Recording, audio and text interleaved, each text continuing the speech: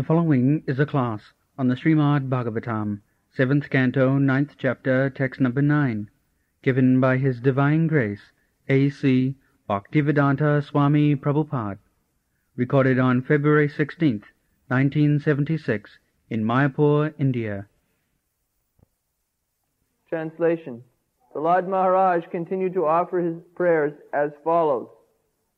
I consider that a person who is possessed of all riches, born in an aristocratic family, by bodily luster and by beauty, by austerity, by education, by expert activities, by effulgence, by influence, by bodily strength, historical activities, intelligence, and mystic yoga power, by all these qualifications, nobody can worship the Supreme Personality of Godhead, but simply by devotional service, as it was done by Gajendra. Thus the Lord was satisfied upon him.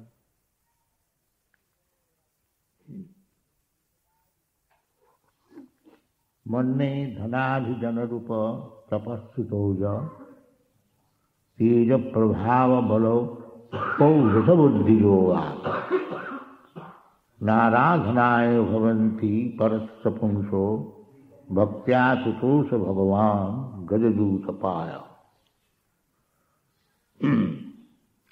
So, Bhagavad Bhakti is not dependent on any material possession. Material possession, the description is fully given here. If one is very rich, dhana, he cannot think that I can become a devotee of the Lord.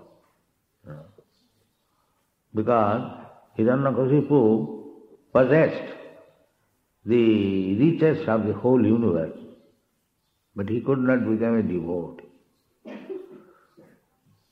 So, this is misconception that because I am very rich, I am very beautiful, I am very intelligent, I am a great scholar, I am a very prestigious person, and so on, so on. There are so many things.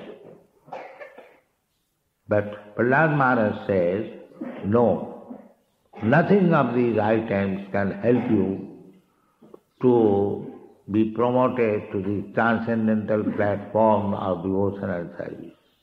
Nothing. Only bhakti. And Krishna also says in the Bhagavad Gita, Bhaktyamam abhijanati. He never said that by karma, by jnana, by yoga, nothing. There are four things for elevation. Karma, jnana, yoga, and lastly bhakti. Bhakti is the ultimate goal. Karma, you cannot become perfect if it is not mixed up with bhakti. That is called karma yoga. Jnana itself is useless unless it is added with bhakti. That is called jnana yoga. Similarly, hatha yoga, every yoga, everything is yoga, karma yoga, jnana yoga, dhyana yoga, hatha yoga. But yoga means connection, link up with the Supreme. Then it is karma yoga, dhyana yoga, jnana yoga. And when this yoga becomes completely pure, then without karma, without jnana, without mystic power, that is called pure yoga. So that pure yoga means love of God. Krishna is my Lord, I am Krishna's servant. This much understanding, I am eternal servant of Krishna, so my life is for Krishna, therefore all my activities should be simply directed for the benefit of Krishna. This is called pure yoga. And therefore Krishna says that yoginam api sarvesam madgata antaratmana sadhyavan bhajati yumam samiyuktatamo. There are many types of yogis, but the yogi who is always thinking of Krishna, Hare Krishna, Krishna Krishna, Hare. Yes. So they are first class yogis. Even they are just like Prahlad Maharaj. He was first class yogi because he was always thinking of Krishna, Narayana. And he was not afraid of his father's punishment, chastisement. Prahlad Maharaj analyzes that these things cannot help you. If you think that I am a very rich man, I can purchase God. Generally they think so, that by riches one can purchase God. Then dhanar abhijana. Abhijana means aristocratic family. Big connection with big men. That is called abhijana. Just like Rupa Goswami. Rupa Goswami was minister. So he was connected with very big families. Taktraturnam asesa mandalapati saning. This Rupa Goswami gave up this aristocratic position. Because he was a minister, his connection with big zamindars, big businessmen, big nawabs, he could not mix with ordinary men. But he gave up everything. There is the same example as Prahlad Maharaj said. Abhijana. These are useless. So Rupa Goswami gave example. Tattva tu namasi samandalapati sanin sada tuchava. Tuchava, it has no value. Insignificant. Give up. The same line. This is called disciplic succession. Many millions of years, the Prahlad Maharaj said that Abhijana, by these things he cannot achieve the platform of devotional service. And many millions of years after, so Rupa Goswami, Sanatana Goswami also showed the same example. Tatyatu namasi samandalapati sani sada tucha. So this is called parampara system. Not that millions of years ago Prahlad Maharaj what he did, that is now gone. Now something new should be introduced. No. It cannot be changed, even millions of years after. This is called parampara system. Krishna said, millions of years ago, I spoke this Bhagavad Gita yoga process to some God. Imanga vivasati yogam praptavan aham. The same aham, Krishna, he spoke millions and trillions of years ago to some God. So, nothing new. Krishna consciousness is not a new manufactured method. No. It is the oldest. So, Prahlad Maharaj also the same thing. Rupa. Rupa means personal beauty. I am very beautiful, then Krishna will be attracted. Krishna has many thousands of beautiful wives and friends. In Vrindavan, he had many beautiful girlfriends, the gopis. And in Dwarka, he had many beautiful queens, 16,108. Count. Lakshmi, they are all goddess of fortune. That is Krishna. Lakshmi sahasra sata sambrama sevamanam govindamadi purusam tamaham bhajami. Krishna, he's not after beauty, but beauty is after him. That is Krishna. Not Krishna is after beauty. The materialistic person, they think that Krishna was so much fond of beautiful women. No, that's not the fact. The beautiful women were after Krishna. That is Krishna. Krishna is so beautiful. Kandarpa koti kamaniya visesa sobham. Kandarpa means Cupid. We have heard the name of Cupid, very beautiful, attractive. But he is Kandarpa koti kamaniya visesa sobham govindamadi purusam tamam. Krishna does not want any beauty for his satisfaction. He is self-satisfied.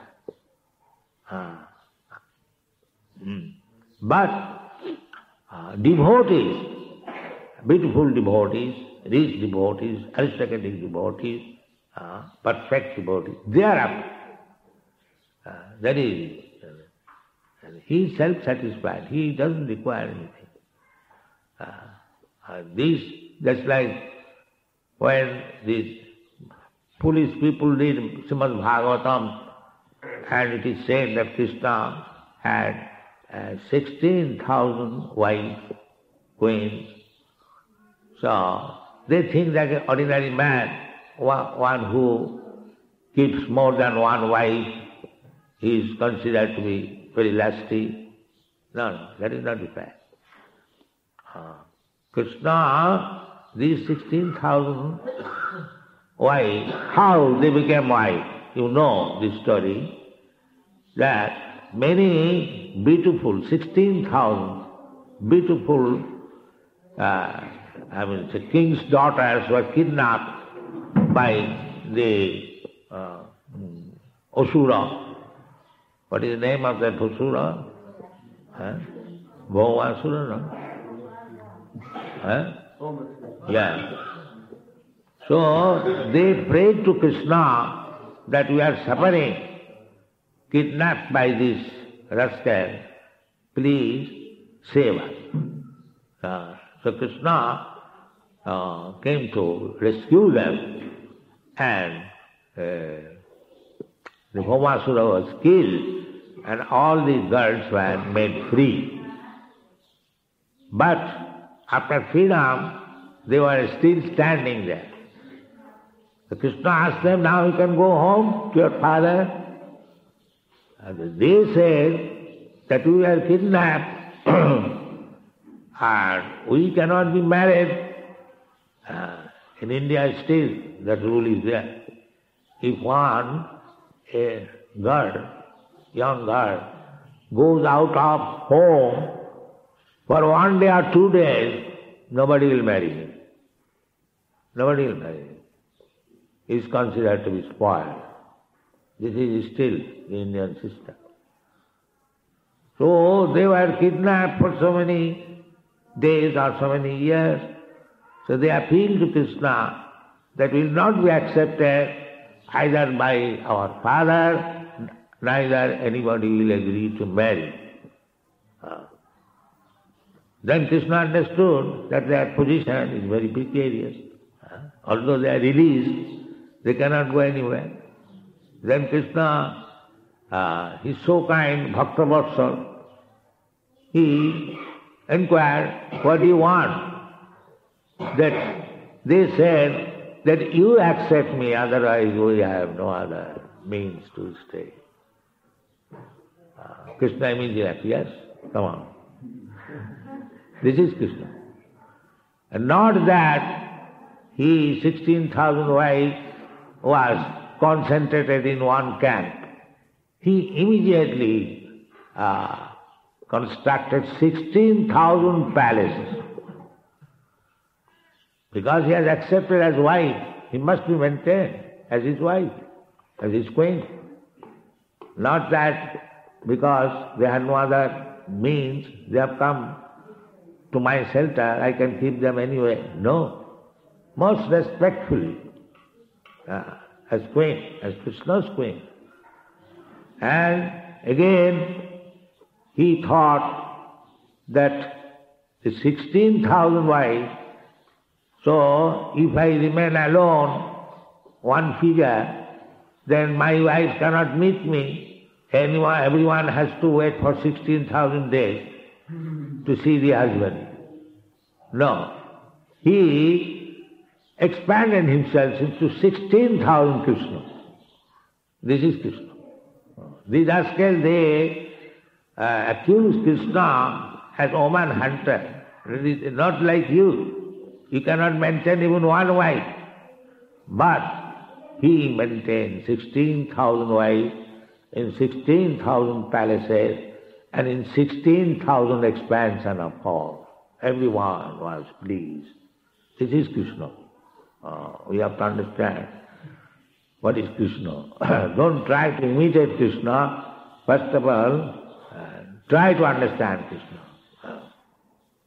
So, then again, tapa. Jagadhara tapakriya, not ajam, kajam. In the human society, this is very essential, that one must perform yajna. That is stated in the Bhagavad. Dana, actually brahmachari, he must perform yajna. Then grihastha, he must give in charity. Who will give charity? Now they cannot maintain even family. Where is the question of charity? The grihastha must give in charity. Jagadhana and tapa. And those who are vanaprastha and sannyasi, they should practice tapasya, austerities. Jagadhana tapakriya, not ajyam, kajam tat. Because you have taken sannyas, you cannot give up these things. Jagadhana tapa. It must continue. You cannot say, we have given up everything, we have given up these things also. No. Krishna therefore says, Jagadhana tapa kriya pavanani manushina. Even if you think that you have become very great, saintly person, still you cannot give up this Jagadhana tapa kriya. So, tapa. And Sutta.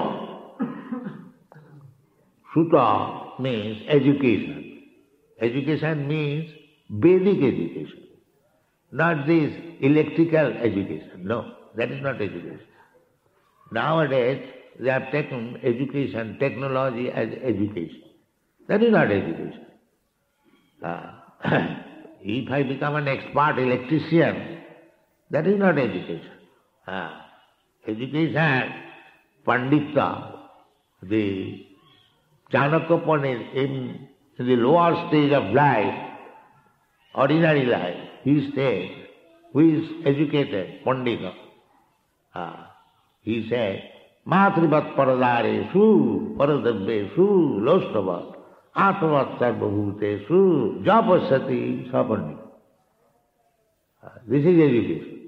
Where is that education? Matrivat paradareshu. All women, mother. Where is that education? There is no education. Therefore, in this age, practically everyone is a mudha, not educated. He does not know how to look upon woman. Woman should be looked as mother. Still, in India, unknown woman should be addressed mother. They have introduced now in the northern India, Bahinji. No, this was not the etiquette. Mataji. This is Indian culture, not Bahinji. This has been introduced now.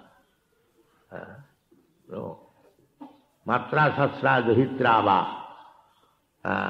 Woman connection with man is as mother, as sister, or as daughter. No other relation. This is Indian culture. Mātrivat paradarishu paradabbesu lostava atavasthanubhuteshu japashanti sapandi. This is Kalisa. This is called Srota. And Teja, Ojasa. Ojasa means strength. Just like Kshatriya, they are Teja. A Kshatriya cannot tolerate that a man is being tortured before him. No, he will take immediately. Why man? Even animal. Even animal. Just like Parikshit Maharaj, he saw that one cow was being attempted to be killed. Immediately took his sword. And in modern civilization, even in a city like New York, if a man is killed before one man, nobody will take care. Nobody will take care. Is it not? Let him be killed. I am going in my own way. So, this is not civilization. There is no Brahmana, there is no Kshatriya, there is no Vaishya. Simply all Sudras. Kalo Sudra Sambhava. So you cannot be happy under the government of the Sudras. That is not possible. Must be Teja. Government must be very, very powerful. Even say, not more than 100 years ago, the Kashmir king was so powerful that there was no stealing in the state, on the whole state. There was no stealing. There was no thief. That is government.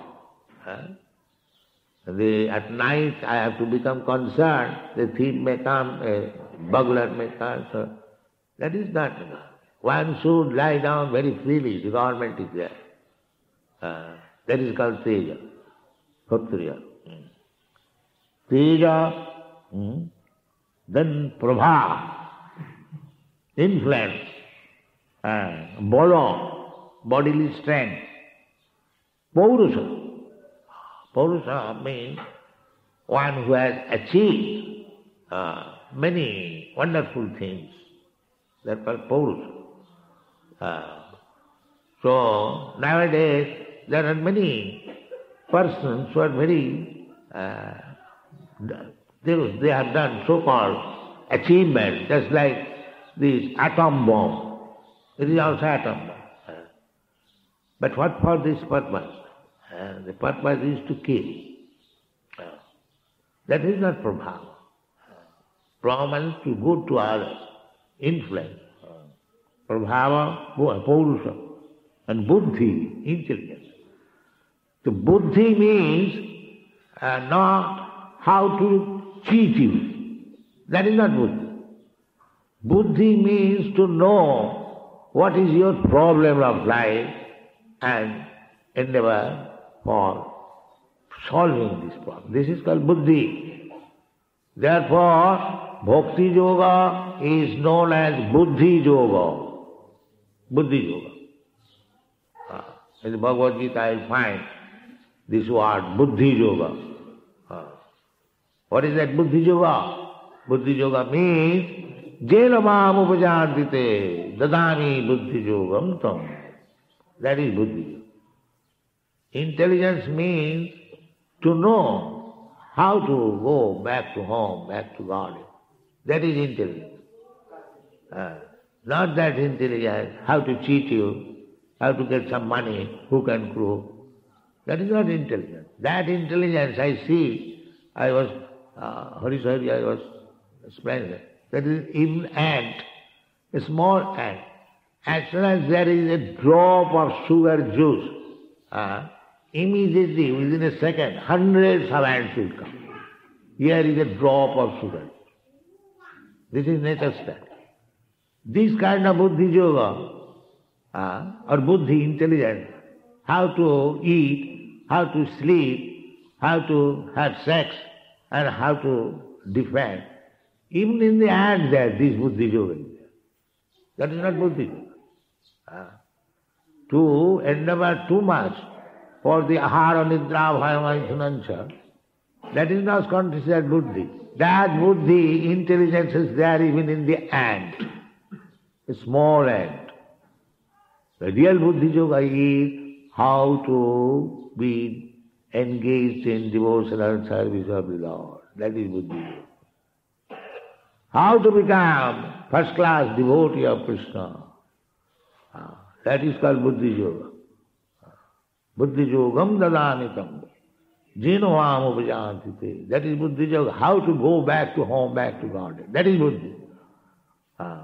So this ordinary Buddhi will not. Buddhi, everyone has got intelligence. Even the ant has got intelligence. We study sometimes. The sparrow, he has got intelligence. But the perfect intelligence is there when one is in Bhakti Yoga, in searching after Athata Brahma Jigyasa.